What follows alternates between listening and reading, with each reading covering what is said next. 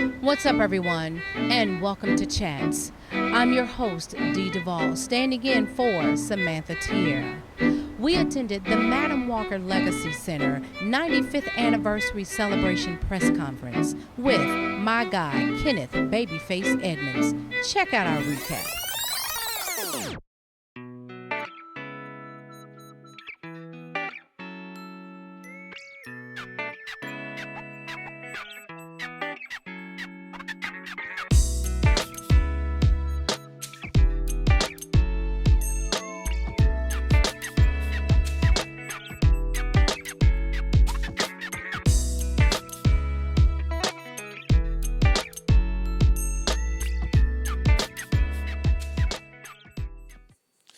I think just in general, like the whole Madam Walker Theater and her her journey, it's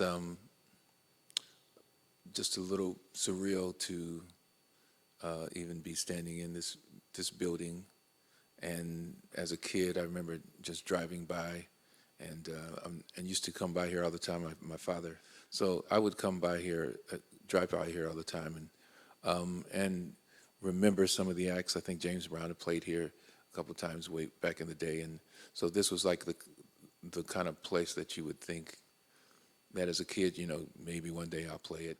To see something that you grow up with, and then and to be inspired by.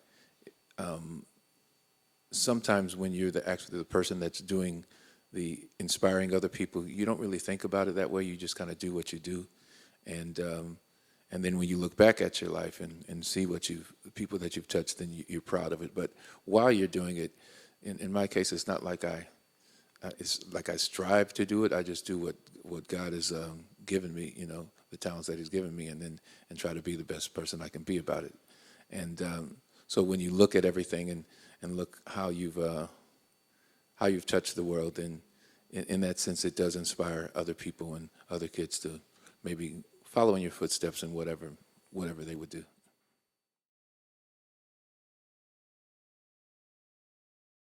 Is that this is home, and this is where my mom, raised us, and so when I think of Indianapolis, I think of home. So to have, a star here, is to be, it's like being at home. So it doesn't. You don't really get better than that. But every time that I come into to this city, I feel like I'm more connected with my mom, and that's been a big thing to like all of my brothers. And our mom was like she was our anchor, and so when I come to Indianapolis, what do I think of? I think of my mother, and that's like the best thing you could think of. The only thing that I really kind of just stay on top of in terms of what I do next, I just try to keep going, just to keep on creating and not stop till there's no stopping point. You just kind of want to just kind of keep working. I've been around amazing people and talented people and people that inspire me. From being around Stevie Wonder, to be able to call Stevie Wonder a friend and see that he keeps going, to be around Quincy Jones, who still keeps going, who's 80 something, and he doesn't stop. And so, I'm inspired by them. Why should I stop? I just gonna keep going and keep trying to create. Go as long as you can. I feel honored and privileged to still be able to keep do this, to still be able to have a voice today. I've been doing this for a long time, and so to have respect from a number of these artists that I've worked with to this day that are younger artists, that's that's a great feeling, to feel like you weren't put out to the pasture, and that you can keep on doing it. It's the whole idea is to listen to music and deliver quality music and in a relevant way, and so that people will always listen to it. Music always changes, and it changes throughout the years, and you can get stuck and say, nah, that was the way it should have been. This is the way it should be, but you should always listen to everyone and where music is going, and try to at least insert what you feel is quality, and not try to change it because you think it's a particular way, but just kind of roll with how it rolls. The single that was released today is with Ella May, myself and Ella May. And it's a full project that I'm doing called Girls Night Out, and she's this is part of one of the first singles off of it, and I had an amazing time working with Ella, and I loved her voice, and she was one of the first artists that I worked with on this whole project that I'm doing, and so and it looks like it's catching on, so I'm excited about it. It's an entire album of, not everything is a duet, but it's something that I produce and work with other producers as well to put this together. But it's an all female album, no question. There are a lot of artists that ultimately have come from here, whether it's in music or there's in acting or in sports. There's a lot of people that come out of Indianapolis, and the biggest thing is to keep your mind open and listen to whatever your talent is to always strive to be better. Don't get so caught up on yourself thinking that you know all the answers and your way is the only way. Be collaborative, because collaborating with people helps you learn. I've been around a lot of talented people over the years that have come from that were in Indianapolis, and sometimes you can be so talented you get in your own way, and you think that you know all the answers, and you don't. So it doesn't. You don't grow from it. So you always have to be willing to listen and watch those that do succeed, study how they succeed, listen to what people are listening to. What do people like? If you don't like it, then you need to figure out why they like it, so that you can start understanding it too. Because you don't want to just be on this island by yourself where you're the only one that likes your stuff. So it's being, more than anything, being open and being a student of everything, and that way you have a better shot, I think.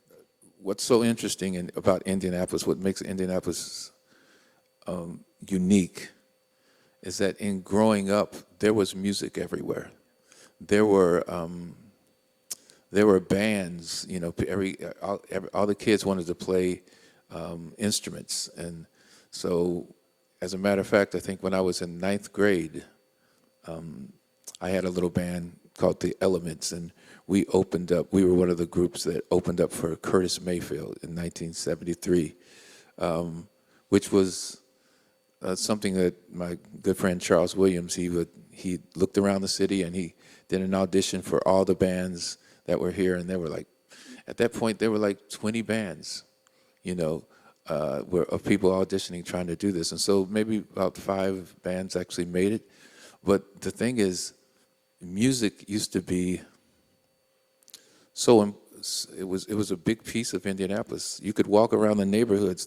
How we found band members, we'd walk around the neighborhood. You might hear drums playing. You hear somebody playing in a garage.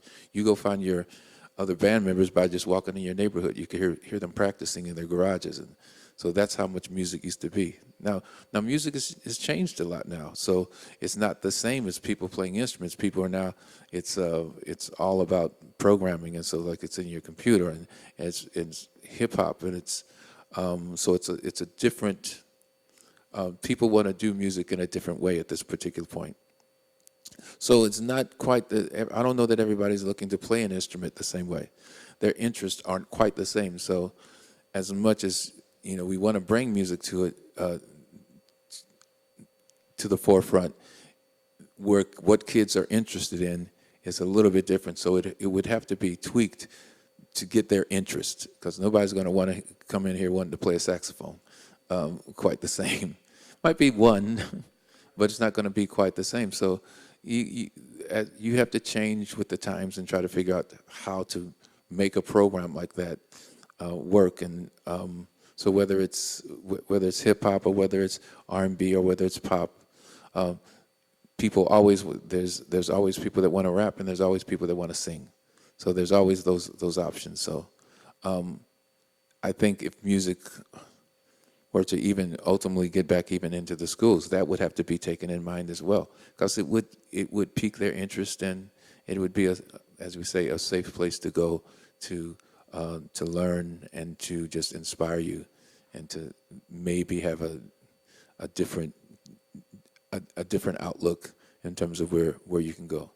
There's always been talent from Indianapolis, and last thing I'll say is that I was talking to a couple of friends of mine, and still to this day, this is the only city that I know that there are bands that are still playing around the city that are still here, and I don't know anywhere else I can go and find that. So I was saying, are we in a time warp? Because how does that still exist?